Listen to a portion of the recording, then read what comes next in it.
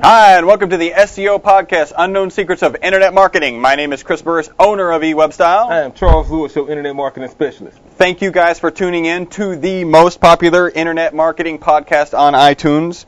We always like to stress that is because of you right there, you who just logging on. Appreciate you tuning in. As we say here in Texas, all y'all. As always, there is a tip from a previous podcast. Just so you know, this podcast is number 179. 179? The number just seems to keep getting bigger. Yeah, it'll be 180 next week. Wow. The tip is, your SEO strategy should focus on more than one keyword. Yeah, you definitely want to make sure when you're optimizing, when you're strategizing for what your SEO campaign is going to be and how it's going to be executed, include more than one phrase. Frankly, you should use a series of the same phrase in different variations, especially if you provide a service and that's your primary method of generating revenue.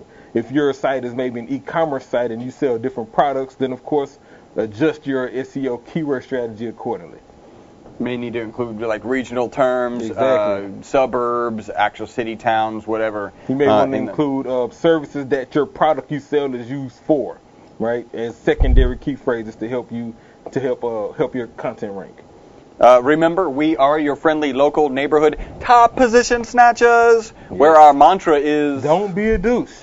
If you can, right now, pick up some sort of electrical device that has the shape of a phone. Mm-hmm. This part of the program is brought to you by Google Nexus. And Google Nexus would recommend that you tweet the following. Hashtag SEO podcast. Make sure it is 179. Be sure to tag us at E-Webstyle so we can link up and network and have all of that fun. As always, we'd like to mention, if you get something good, positive out of this podcast, please do us a very small favor. One of them has only 3 steps. Go on to iTunes, write a review, create an account, and then write a review. There you go. I almost missed one. And if you choose to send us an email, you can email us at podcast@e-webstyle.com and send that to us. Let us know that you're actually there's somebody right now who's tweeting. Probably should turn the volume off. So go ahead and send us an email. Let us know that you wrote a review on iTunes, and we will give you a punch in the face. And that's a good thing. That is a good thing. We just got to make sure that's clear. The other thing that you could do for us is you could go to e-webstyle.com/G+ or /G+ or /Google+ or /Google+. That will, of course, forward you to our G+ account. Of course. Or Google+ account.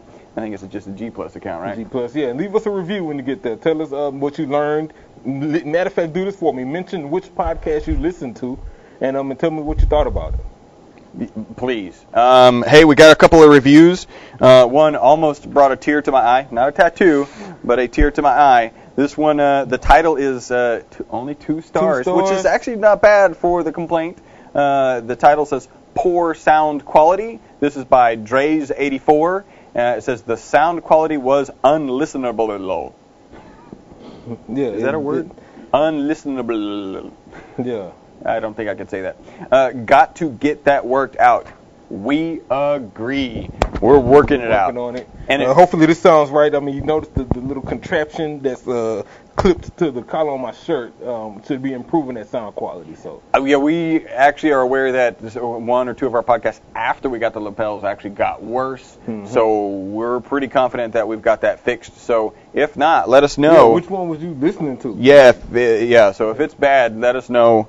We are aware that some are out there that aren't good. Frankly, we're not going to go back and record them. We don't have that kind of time. And we're going to end on a positive note. This is a 5-star great SEO podcast. This is by Bill Getwick. Now, Bill has done what we really appreciate our podcast listeners to do. He has hit us up on Facebook with some positive comments. Mm-hmm. He has gotten onto G+ and written a review. Hit us up on Twitter. Hit us up on Twitter a number of times. And now he's actually written a review on iTunes. And this goes, if you want to complain about sound quality, go and he's addressing that one. That's kind of cool. There's a little misspell here, probably submitted on his phone or something. But we'll go listen to music. If you want to stay on top of the ever-changing SEO landscape, then come listen to these guys. I've listened to about 80 of the podcasts so far. It has become part of what I look forward to in my day. Chris and Chuck know their stuff. I follow this stuff, too, and can assure you they have their finger on the pulse of the internet marketing world. Man, punch in the face, Tooth. like uppercut, right hook, cross, smack, all that. Don't hit the iPhone, iPad. Come on, you gotta hurry and take the picture. Oh, thank you, okay. So, thank you, Mr. Gelwick. We really appreciate your effort. Now let's get into a little bit of news. Good, we got that up. I'm just gonna throw that one away. Kicking the shin to the... You almost got it. I know. All right, so a little bit of news. I thought this was cool. Samsung. I've got a Samsung Galaxy S2. We've got an S3 here at the office somewhere. Actually, maybe even two. Two S3s in the office. They've come out with a rugged Galaxy phone. Right, one you can drop and stuff. Yeah, Nick broke his first drop. Week, first drop, first week, we think. We all shed a little tear for Nick. Yeah, I feel bad. When we saw that. That's just not right. So this one is apparently a little more droppable, and you can actually put it in 3 feet of water, up to 3 feet of water, for 30 minutes. So wouldn't it just be cool? You're like at the... Yeah.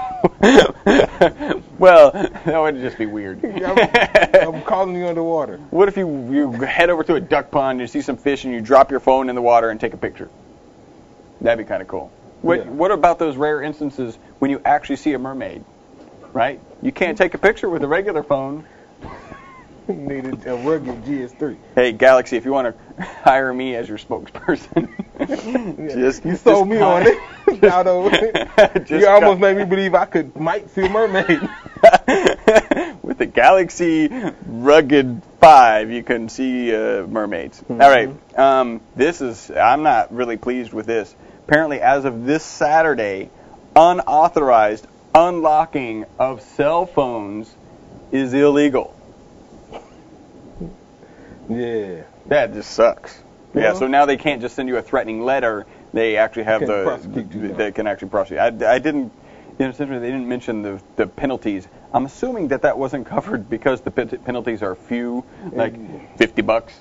Yeah, like, what you gonna do? And how do they get caught? One last little piece of news, and then we'll get on how you can stalk us, haunt us, and chase us. Please don't haunt us. This is the little article. Bill Gates' kids, at least he claims, have never asked for Apple products. Bill's lying. Bill is straight up lying. They don't see you as Mr. Microsoft. They see you as Dad. And they see all their other friends with Apple devices, a lot of them that work a lot better. They're asking for them. Yeah. And if they're not, then you have some sort of domineering presence in your household that scares them. Is branded, Microsoft or Windows, and so. Or maybe you slip them an iPhone with a Microsoft logo on it. And so they really have never asked for an Apple product.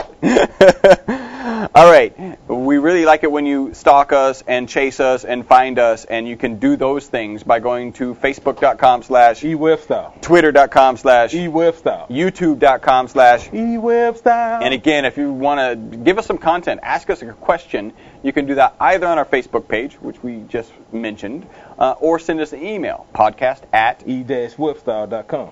And that is the potatoes of our podcast. Time to get into the meat. So last week, if anybody tuned in to SEO Podcast 178, we talked about some SEO fundamentals and things you could do. We talked about keyword strategy, more importantly. So today, I wanted to go into some PPC details. I know most of our listeners are also agencies, and so this is a good time to drop that referral.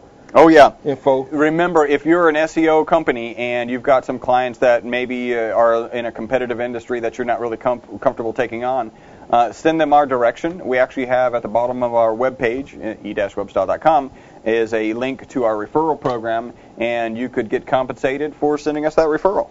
Yeah, so back to PPC now. So what I wanted to do was present some information to help any of those agencies or people who are managing a pay-per-click campaign, let's say through AdWords, with the low budget.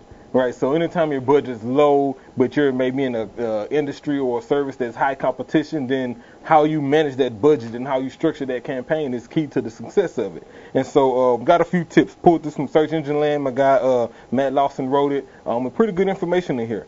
And these are actually kind of default things we do anyway when managing a PPC campaign. Number one, adjust your ad scheduling. So, AdWords, and we'll use that as our, I could go in the Ad Center, which get off my soapbox. So, back to AdWords, adjust your ad didn't even scheduling. get on. That was a good move. Yeah. Fake. Soapbox, no. Your ad scheduling is essentially when your ads are being shown. Right, and so the one mistake a lot of people tend to make is they'll add budget, they'll add keywords, they'll create these ads, and then they'll go live with it, and their ads will show either all day, and if you have a small budget, then that means sporadically, sometimes in the morning, sometimes in the afternoon, sometimes at night, or they may have it switched to run through the budget quickly and show ads as fast as possible, and then by lunchtime your budget's depleted, and now your ads don't show for the rest of the day.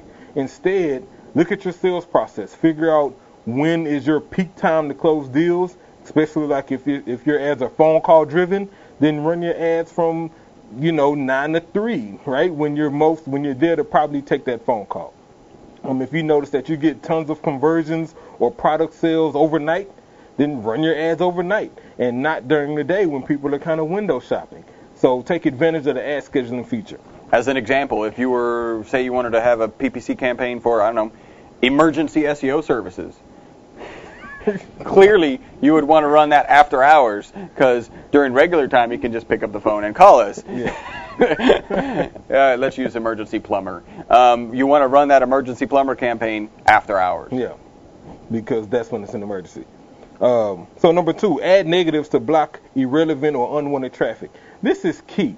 And the key to really managing negatives correctly is to do it in conjunction with match types. So, for example, you can go with an exact match, emergency plumber, using that same example, and only show for emergency plumber.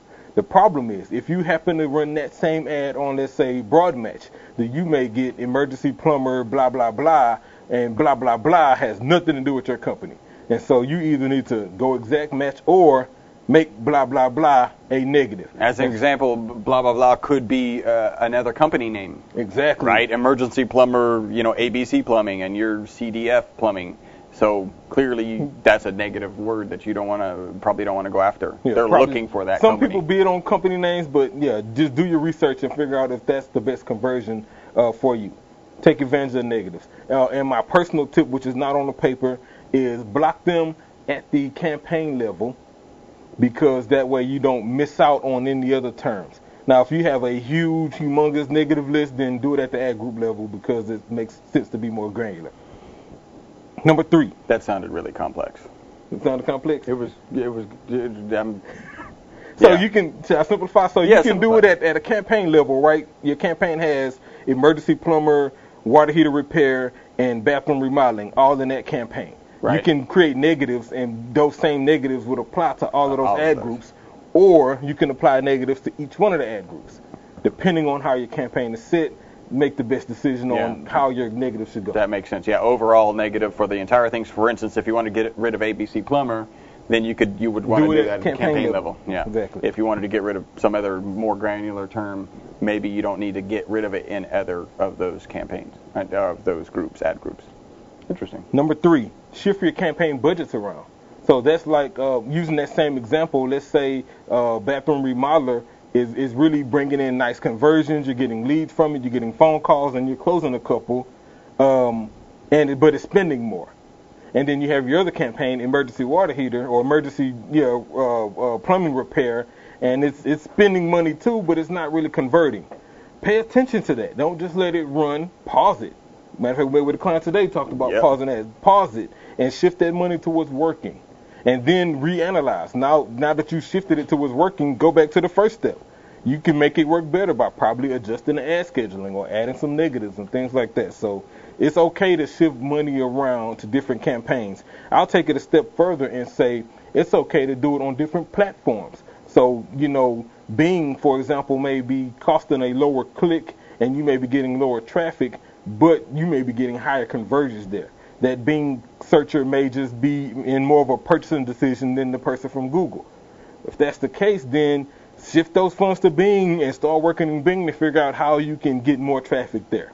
In general, we do recommend shifting to Bing because the cost per click is lower. And we normally argue, despite the example, which is still valid, we normally argue that it's the same search traffic, so why not pay less for the clicks? But yeah, it's still valid that know that there's a difference.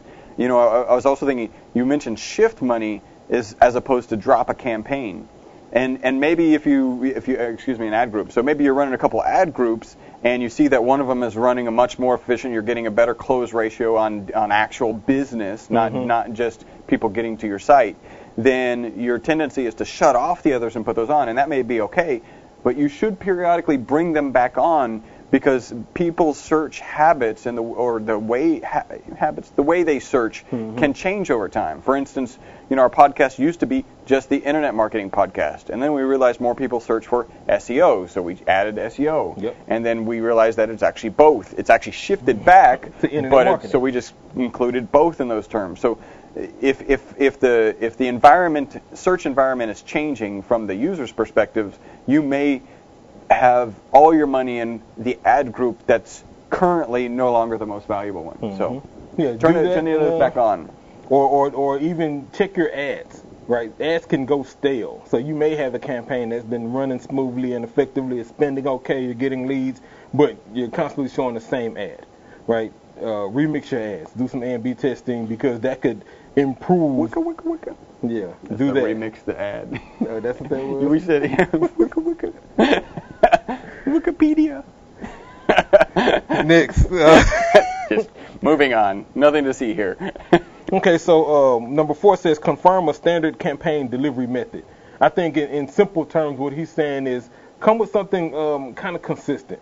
So in regards to your strategy. So, for example, with paid search, if you're going to do display network and you're only going to use it for remarketing, then do display network and only use it for remarketing. But test it. Not saying it's not okay to do something different, but you don't want to do a lot of display, a lot of remarketing, a lot of Google search network, a lot of search partners, and all this other stuff, and you're not gathering enough data to figure out what's exactly working.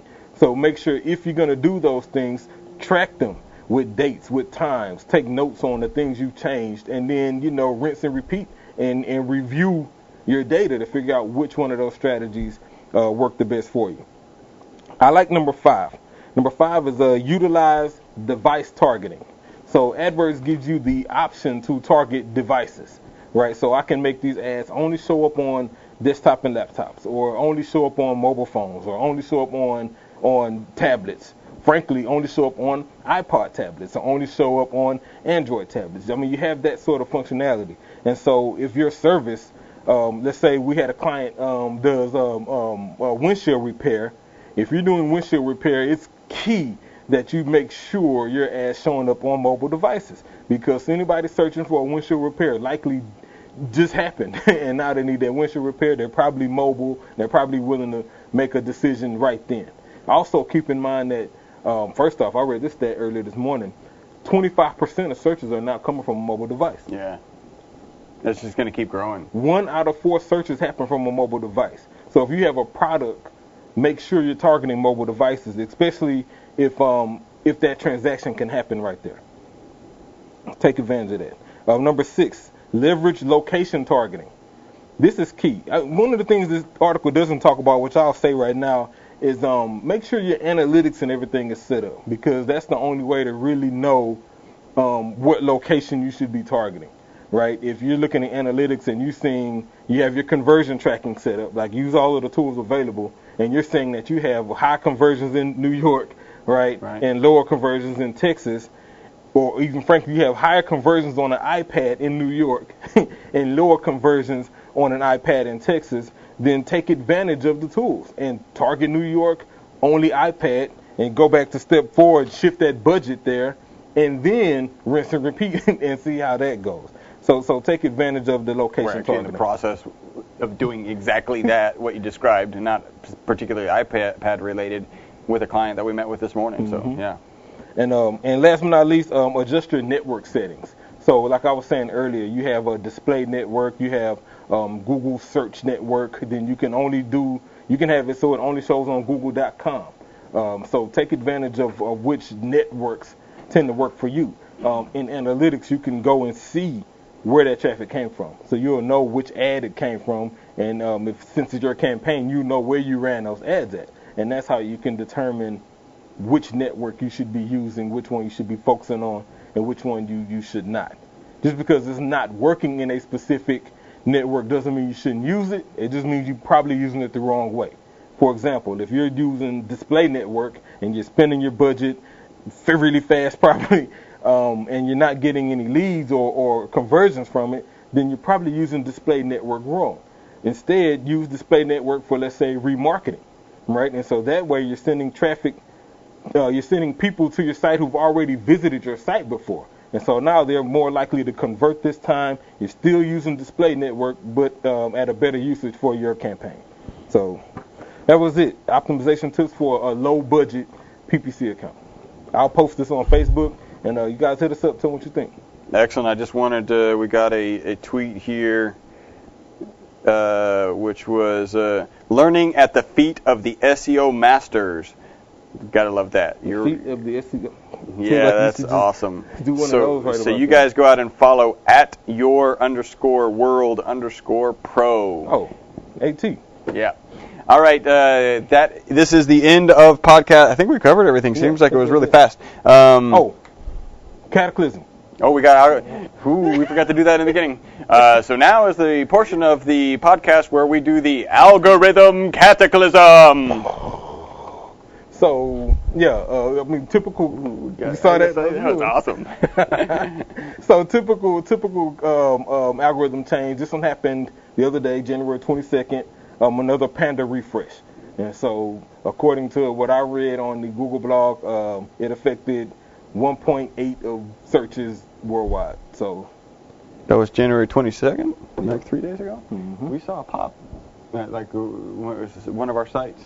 Our site under SEO Houston is up position 3 now. So yeah, we're doing something right. We didn't get pooped on by Panda.